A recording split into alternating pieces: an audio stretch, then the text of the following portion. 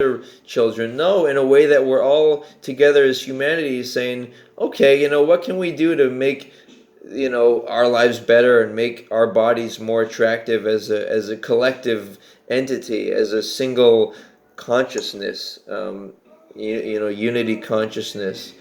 Um, that's kind of that. All right, now you're going off topic. Now you're talking about other people's life decisions. That's Well, a but hard it's topic to it's get into. still it's still based upon the topic of physical body. What's more attractive? What do people prefer? I agree. Yeah. It's slightly a sub what do you call it? A subtopic. Um, Definitely.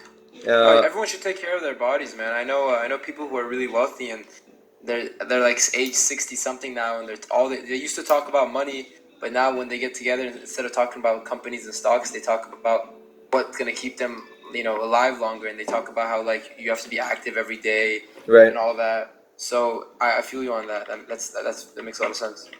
That's a good point. That's a good point. But yeah, I kind of I like I think it's worth asking. How do like what is the best, how do we have create bodies that are well equipped to have good physical intimacy, good sexual intercourse, and be able to have good lives as human beings, as our consciousness, that human bodies are our creation, and to a degree, to an extent, we, through culture and whatnot, and health and science, and we kind of change our bodies, we want people to be healthy, and like to have great sex. You've got to be really healthy. You've got to exercise often, and have good virility.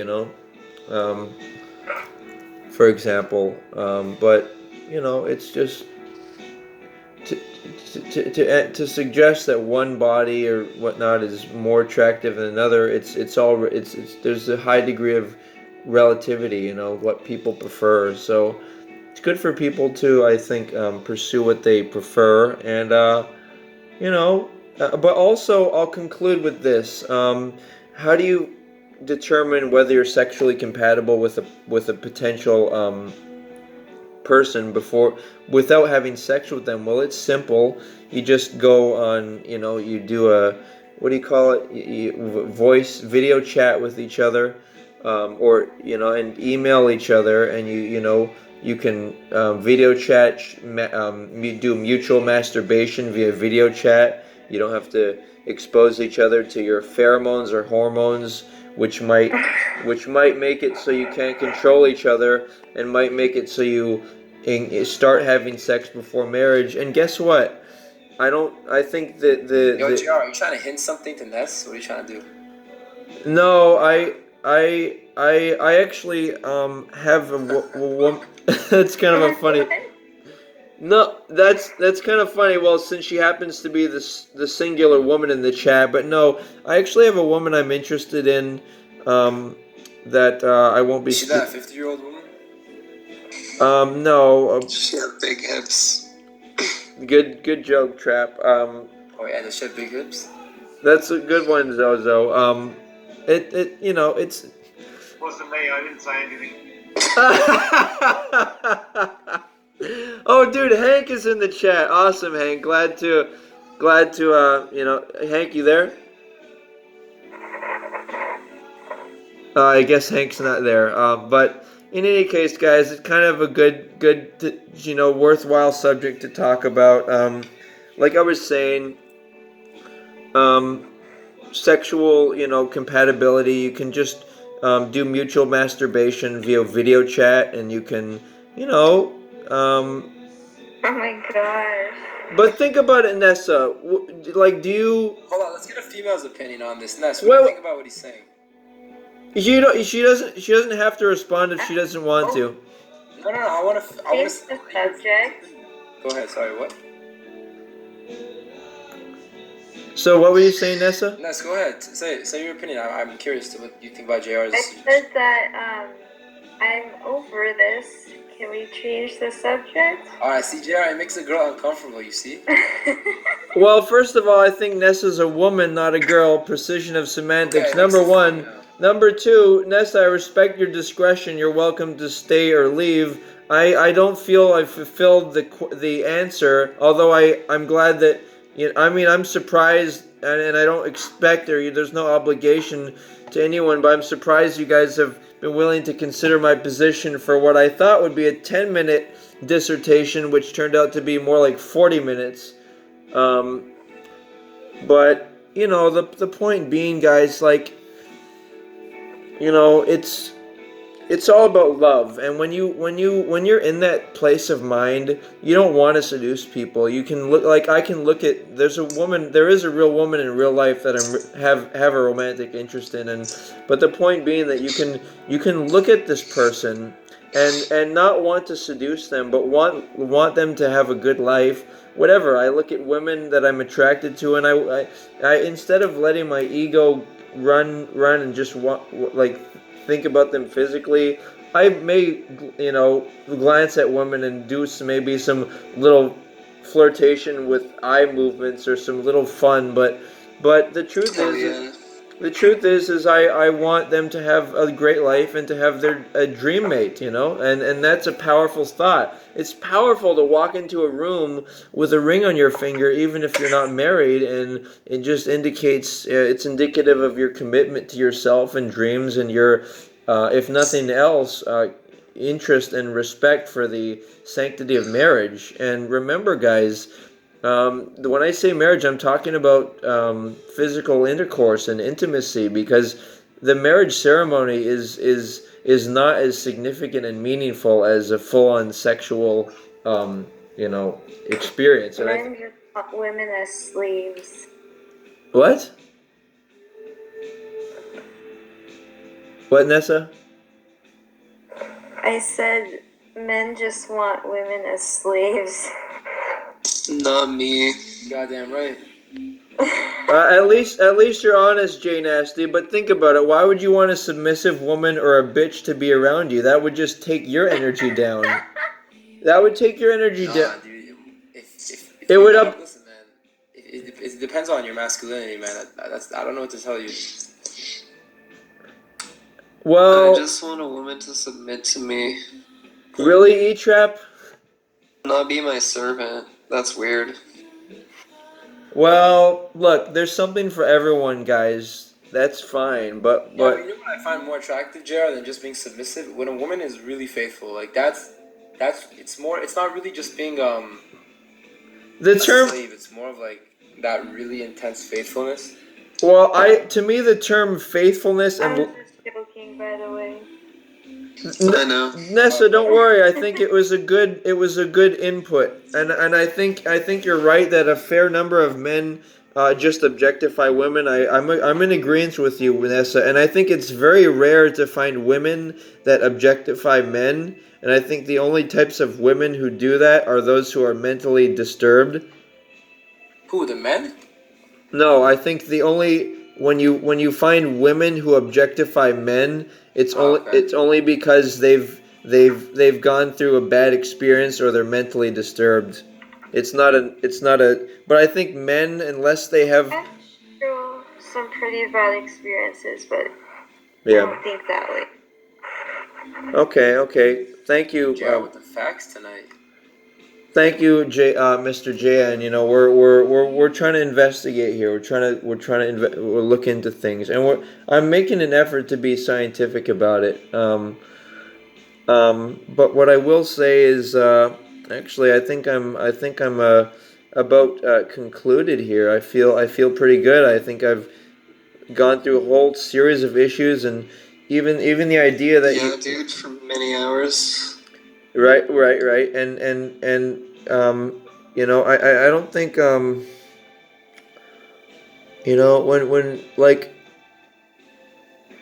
people are individuals, and you have to, instead of making it a secret, like you don't want anything to be a surprise. That's why I think people should talk openly about what they want, and like be overt about it. Be like, okay, for example, if someone's a Christian, say I'm a Christian. To someone, don't try to hope the other person will be maybe a Christian. Like, see what I mean? Like, say, it's about saying to someone that you know, it's about knowing in absolution that this is my life, these are my dreams, and this is what my dream mate is. My dream mate is a Christian, for example, and not hoping that somebody might be Christian or hoping they might like your Christian ideas and they might change to you. You have to be very explicit in knowing who you are and what you want, and not accepting anything, Yeah. else. And these are what else? What else? I think I pretty much all subjects, and yeah, like the idea that you have to that it's bad to be a virgin. Like, who wouldn't want to be with a virgin? I think it's better to be two virgins, but often that's not the case in today's day and age. But partially due to co-ed schooling, which I don't like. I think it's better to, if people, you know, it should be a learning environment. It shouldn't be a tantalizing environment for people and young people and their hormones. That's my opinion, but regardless, Probably true, yeah. yeah, it's just rational. It's just that if you're gonna have a scholastic educational environment and do make it co-ed, that you're gonna have people distracting each other, and it's not that I think that's a good or bad thing. It's just a fact, and as far as what else, but like I said, like, you know the idea that you have to have intimacy with someone before determining if you are compatible and you like each other, sexually, is, I don't think it's true. I think you just need to, like I was saying, do some video chat, maybe mutual masturbation on the chat, and you can decide for yourselves. But it's just, the idea is, see, kind of, especially men, they might see porn, or might think, like, whatever, certain people, like, maybe, like, whatever, like, black guys have, like, bigger peepees, whatever. And that's kind of an idea that maybe men have when they watch pornography and whatever. But in the fucking real world, that's not, that's not, those aren't as deciding factors in real love and marriage. And you can see that by, it's fun to watch porn and whatever, fantasies, whatever. But in the real life, real love and marriage and power is, in truth, is like where you can go, when you're actually with your friends, and say your friend, say like I'm friends with a taller black guy with, like, a bigger peepee, and I may not know that, but, like, I'm not gonna look at him and be, like, envious or anything. I'm gonna be like, yeah, great, and I'm not even gonna be interested in it. But the kind of private world of pornography kind of promotes this idea of people competing and wanting to have, different types of bodies and all this craziness. But that's not what happens when you enter into the real world and communicate and engage with real people. Like, real people like each other, they want good for each other. And so there is this element of danger associated with people being, like, over using the internet, because it's not fucking reality. It's not real. It's a fucking screen with presented images that may be entertainment or art, but it's not real life and real experiences. The way people fall in love, or however you want to say it, well, that's really lust. It's when people say it's love, it's usually lust.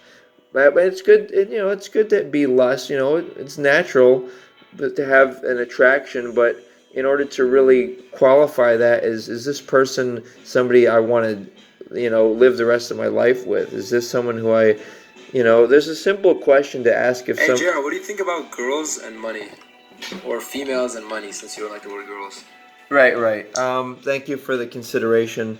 Um, I think that that's again just an idea of sex, money, and power. That doesn't really have anything to do with humanity. It's more of an animal thing. Um, that's the equivalent of saying, "What do you think of guys and their preference for maybe a woman who's as attractive as possible?" First of all, I never mentioned this in this whole chat, but I think it's I think it's unfair to want to be intimate with someone who doesn't have a mutual physical attraction with you. I think that that's a very evil and power trip type of a move. It's something You to, want someone who loves your for who you are. Is that what you're saying? that Yeah, but is. the thing is, does money make you, like you said, it's a very sick thing, Jr. That females should only love you, whatever, Yeah. or likewise for males as well. But like, does money sometimes money makes that person pleasing? You know what I mean? So you're saying that money makes a person more attractive or more enjoyable? Like that's also a possibility. It's not, you know what I mean? Because sometimes Well, money makes that. well, people gravitate towards certain things, and at the end of the day, fine, people, may be compelled by certain biological imperatives of needing their basic needs to be met. But you take for example the example that you give of women wanting money. In this day and age, women have, I think, opportunities to make their way in life and have their own financial stability. So, in my opinion, at least in a first world good country, where there are decent morals and in egalitarian opportunities for men and women, the only women who would only want a man for his money is a most likely a less intelligent, less competent woman who, you know, it's like, Facts. but all things considered, there's just so much variety in life. And like for me, for example, for me to say, like, okay, watch this, and this is interesting. Like I've had this argument with feminists, right? Like for me,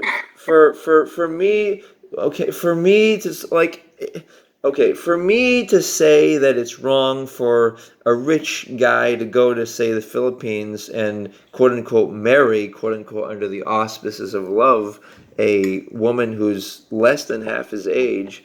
Well, what that essentially is it's basically it's basically something that two consenting adults are doing, and the woman may have her motives to, have a decent life and survive.